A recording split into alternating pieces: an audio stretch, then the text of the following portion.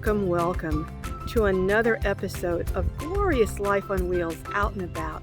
As you can see, and I'm going to show you here, I am at the beautiful, beautiful Kern River. And I am here to interview someone who is just such an extraordinary person. You know, since I've become involved in the van lifestyle, I have met so many nomads who have stories of challenges and difficulties. But I don't think I've met anyone that has a story of a life-altering event like the person I'm going to introduce you to today. He has taken an extraordinary situation that completely changed the entire course of his life, and he's taken something that most people would consider, well, I think everyone would consider a tragedy, and he's turned it into triumph. He's taken his pain and he's used that pain to empower other people.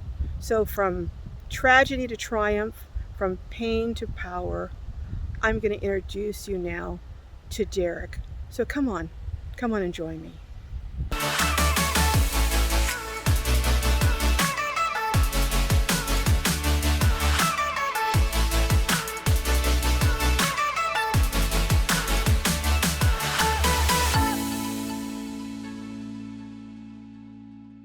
Well, hello, Derec. Hello. Welcome to Glow Out and About. Thank you for having me. You and your lovely wife, Tanya, are involved in van life, but you're doing it quite a bit differently. You're doing it from a wheelchair. Yes, ma'am. Now, can you tell me how long you have been in a wheelchair? I have been injured since December 1st of 1998. Would you like to share with my viewers how you came to be in a wheelchair? Sure. I was in law enforcement down in San Diego. I took off my gear the wrong way one night after work. I got complacent and I fell out of my routine. And when I did, my weapon had come unholstered, came up over the back of me with my cover shirt, and discharged one round at about right here. And it hit me, and it caused a spinal cord injury. Doing van life in a wheelchair is extraordinary, but there's some things about your story that just are even more extraordinary. After you were injured, you went back to school, didn't you? I did. And can you tell us what you went back to school and what you accomplished? When I was hired with my agency, I was about a year short of my degree, so I went back to Cal State University, Bakersfield, and finished my degree in criminal justice. I then started applying to law schools. I figured if I couldn't do law enforcement, I would do law practice. It seemed like a natural transition. And I eventually went to Thomas Cooley Law School in Lansing, Michigan. So a lot of people who would face a situation or a challenge like this would give up. I mean, it's life altering. It's your whole, I would imagine you see your whole life before you, the whole path you had created and thought you were going to be on changed. What gave you the motivation or the incentive to not throw in the towel and to, in fact, do what most people don't even do who are out of a wheelchair, and that's go to law school? What motivated you to do that? I think mostly it was my kids. I didn't want them to see Dad simply stay home and throw in the towel. Mm-hmm. I didn't want that. I wanted them to know that regardless of what their situation is, there's a way to reach those goals. I bet they're extraordinarily proud of you. I hope so. Now, we're going to do a tour of your van, and we're going to let you explain some of the special things that you've had added and modifications. But before we do that, I wanted you to share a little bit about some specifics, because you have had some extraordinary health challenges that are connected with the injury that you sustained. And you were telling me about, I think you call it spasticity, Correct. and also other parts of your body, like your shoulders, are doing the work that your legs were meant to do. And so you've sustained considerable injury to your body since being in the wheelchair. Can you tell us a little bit about that? Sure. As I said, it was December 1st of '98. The way the bullet affected me, it didn't hit the spinal column or the vertebrae. It simply left a shock wave that bruised the cord. That has both good benefits and a downside. I don't have any fusion in the vertebrae. I don't have any fusion in my vertebrae, and there's no hardware, so I'm able to be more flexible. But over time, those have worn out, and my back it kills me. I've suffered from almost day one from spastic quadriplegia. That's the quadriplegic paralysis, along with violent spasms. The spasms were so bad that I was bedridden. My transferring by myself from bed to wheelchair or vice versa was dangerous, because there was more times than I can count where it launched me backwards and onto the floor. But my lovely wife, who was an RN, who worked with special needs kids, suggested a baclofen pump. It's a great little device. I highly recommend it if you have violent spasms, about the size of a hockey puck. It's under my right, just under the skin, in the right side of my abdomen right now. And there's a small catheter that transfers just a microgram of medicine directly to the spinal canal. And it has, I can't explain to you how much it has relieved the spasticity and allowed me to go on and do stuff. But despite this, you have decided that you're going to take steps to help others to navigate this process, others who are new to being in a wheelchair. And we're going to, at the end of this video, so please stay tuned, because we're going to talk about some special things Derek and his wife Tanya are going to do to mentor and to help others. I mean, despite the pain that you're in, despite all of the challenges that you're facing, you have decided you want to help others, and you have a YouTube channel. What's the name of your channel? We are Van Life Voyages, 3 words. Okay, and we're going to come back and learn a little bit more about what you specifically are doing and what you hope to do with maybe the Veterans Administration Hospital and some other organizations to mentor people who are new to this lifestyle change. But meanwhile, why don't we go and take a tour of your van?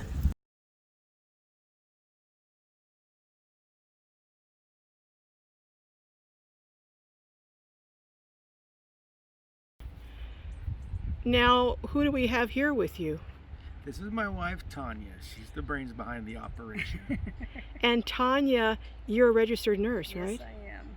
So you were the one that came up with the idea for the pump that helped with the spasticity. I worked with kids with special needs that had different spasticity issues, such as cerebral palsy and stuff, and so I knew that that could possibly help him with his issues, and so I wanted to encourage him to go check that out, and he did. So how long have you two been married? 5 years this last March. So you were married after Derek had his injury. Yes. So not only as a nurse do you understand the challenges that Derek is going through, but also someone with disabilities of your own or challenges, you understand how difficult that is. Yes. But his challenges didn't scare me at all because of it, because of my nursing career and working with people with disabilities. His challenges didn't seem that bad to me. Now, I would be remiss if I did not mention another member of your family, and that is Gunner. And Gunner is your support dog. I have noticed that no matter where you go, whether you're in the van, whether you're in your wheelchair, he's right at your side, and he is anxiously looking around to see where you're at, and if you move, he's up and about. All the time. So what is Gunner's story? Gunner was a stray. Really? Believe it or not, he was an chose estray. Derek. Oh my He goodness. happened to be in the garage one afternoon, and this scraggly, scrawny dog happened to come limping by. Had an injured rear leg, and you could see the ribs sticking out of him. Oh my goodness. So we coaxed him in to the garage, gave him some water, some food. He never left. He attached himself to Derek and became like the best service dog ever. And also, you were telling me that if you fall out of your chair, he runs and alerts Tanya. Yeah, he'll go get Mom. So I see here that you have a lift. And how does that work? It's made by Braun Ability. It's called an under vehicle lift. Mm-hmm. It is it's called a cassette lift because it sits in this little box mounted to the underside of the vehicle. Okay. We did this type of lift instead of a traditional panel that comes out from the inside because I really needed as much floor space open and available for the wheelchair inside. So this one has worked very well so far. The downside is it cuts down on our ground clearance, but we simply got to be a little more careful. Now, I came inside for two reasons. One is because the wind noise I'm concerned about people being able to hear. But the other was also to do a tour of your beautifully laid out van. Now, you were telling me that you bought this van. It was already partially, or pretty much built out, actually. Yeah, for the most part. But there were some things you needed to change, Definitely. such as the bed. Do you want to tell what happened with the bed? The bed, normally when vans are built out like this, the bed is abnormally high so that you can store as much stuff as possible underneath. It doesn't work for a guy in a wheelchair. So we had to lower the bed as low as possible, which is, it's resting on the fender wells. Let's go look and see. Yeah. I'm gonna slide this side. Oh, and I see someone's in the bed. Yeah. That's Gunner. He thinks he runs the place. So your bed you lowered the bed, and so that you can gain easy access to it from the wheelchair. Right. To make the transfers from the wheelchair to bed right. and vice versa. Now I see also there's another device over here, this black thing. That's the manual operation. And what does that do? That's the brain center for the wheelchair lift.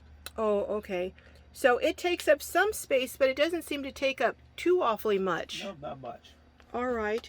So I see here then, now before you were telling me that you had, as is often the case, you had the kitchen sink that was in the doorway. Right. So you had that moved so that you would have more space. So you have a wide open space here in your doorway. Correct. Yeah. All right. I mean, it's all that wide open space is wasted space if you're able-bodied. You only need a 18-inch walk-through spot. Right. So we had to take the sink out, slide it behind the driver's seat where there was only a desk. We got rid of the desk entirely, put the sink there. That works as our kitchen. And then you have over here, so you have your kitchen, you moved it over to the right side. Right. Now, what do you use for a water system in here? We have a 20-gallon freshwater tank underneath the bed. Okay. And we have a corresponding gray water tank underneath the sink. Okay, and I see you have beautiful cabinets here. And these were already in here. These were. And then you have overhead storage, which is in the ProMasters. Yeah, that is standard in the ProMaster. And then also you have now, are both seats on a swivel or just one? Both seats swivel. Only the driver's seat is electric. Oh, so the driver's seat is an electric swivel. Correct. Okay. Now, when I encountered you today here, you were driving. So how do you drive? So this is specially set up? It's just a regular ProMaster, but you'll notice to the pedals there are rods. The rods work on a knuckle joint, so it's one handle. You push the handle to the dashboard to brake. You push the handle straight down towards your feet for gas. So you have a full bathroom and a wet bath and a shower in here? Not a wet bath. Okay. It is a dry bath.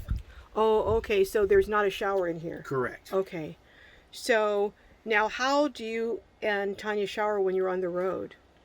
Normally we have a pressurized spray system that hangs on the back door. Oh, okay. We'll look at that in a minute and see that. Yeah. All right. So you have it set up so that now, is it hard for you to get over this little ledge here? The ledge is not as hard as squeezing in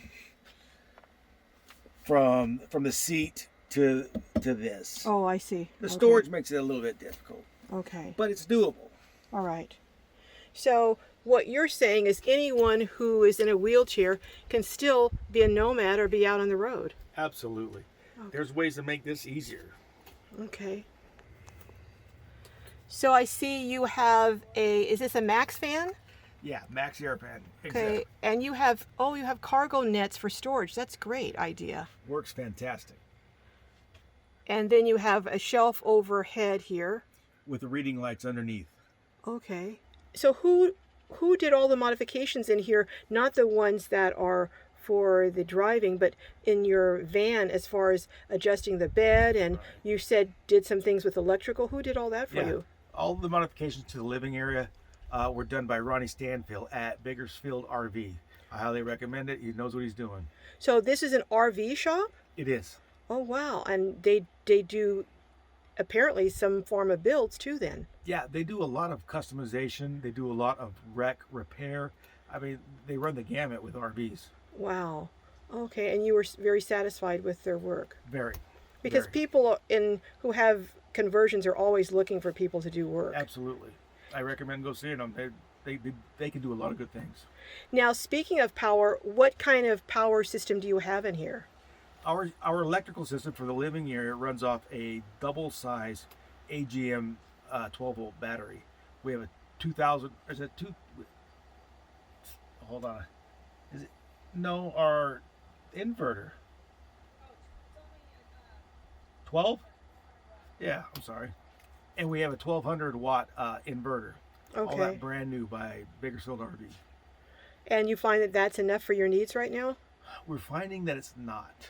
Okay. We were really trying to be frugal with the van. We didn't know how far we wanted to go with it. And we're finding that it's just not. We are going to upgrade. And what are you going to upgrade to? We want to go to all lithium batteries Okay. and a larger inverter. Okay.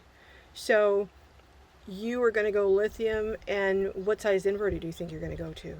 I'd like to get up to at least 3,000 watts. Okay. And how much solar do you have on the roof, and are you going to upgrade your solar? With thinking about solar, it all depends on money. Currently, right now, we only have a single Dokyo 120 watt panel. Okay. So it's not much. But you do have a connection from your alternator to your battery. Correct. And you also have shore power. Correct. And I see up here you also have a air conditioner. Yep. Okay. Dynamic air conditioner. And how do you like that? It's fantastic. It will knock the heat down in here so much you can hang meat. Why don't we change gears and you can tell my viewers about some of the exciting things that you're doing to mentor and to help others who have found themselves newly injured and newly into a wheelchair. Yeah. So why don't we do that now? Okay. So tell me a little bit about this project that you're going to be doing that involves helping others who are newly injured and newly in a wheelchair. Yeah. So somewhere at the end of the month, we'll be putting out some final details. We're going to do a quick guide to those who are new to spinal cord injuries and life after a spinal cord injury in a wheelchair. We're going to call it the Things I Wish I Knew guide. It's there's a huge learning curve And a lot of times there's equipment, there's programs, there's supplies that Nobody knows are out there. you won't hear about it. And I think it's critical that people in that situation have every opportunity to get every benefit they can.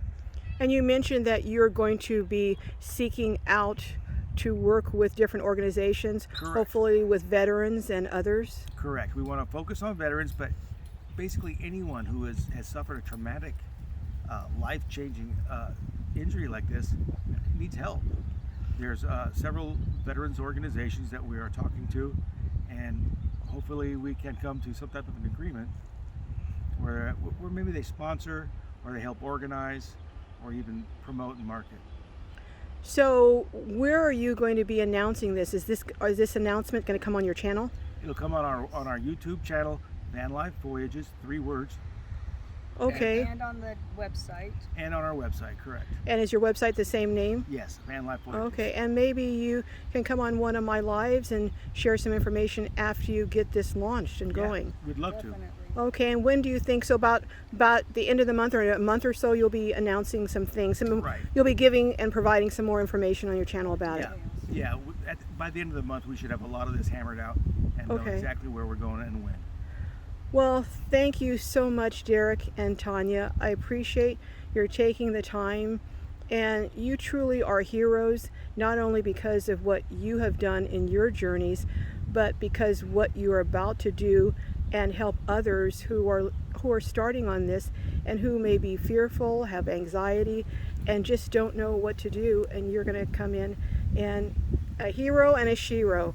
So thank you so much, and go over and check out Van Life Voyages, check out their channel, their website, and we will see you down the road and maybe on a live hopefully in the future. Absolutely. All right, take care. Bye-bye. Bye.